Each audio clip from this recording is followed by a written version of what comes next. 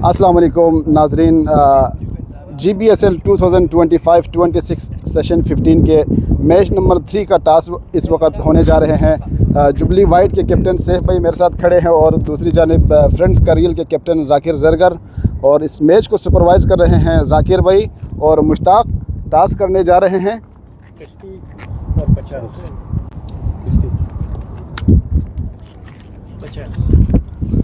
Jubilee white इस वक्त task win कर चुका है।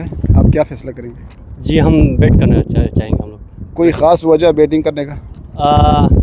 हम देखते हैं कि भाई इनको थोड़ा ज़्यादा रन दे, तो इसलिए इस बार जुबली वाइट पहली दफ़ा इस टूर्नामेंट में पार्टिसिपेट करने जा रहे हैं, तो आप क्या ख़ास सरप्राइज़ देंगे शायकीन को?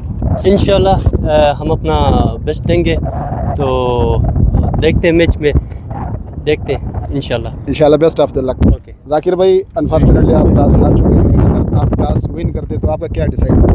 जी, हम भी बैटिंग करना था पहले, तो कोई बात नहीं, टास्क हार गया। अभी तो आप टास्क हार चुके हैं, आप कितने स्कोर तक इनको मेहनत करेंगे? इंशाल्लाह कोशिश करेंगे 100 से पहले। Best of the luck for both team.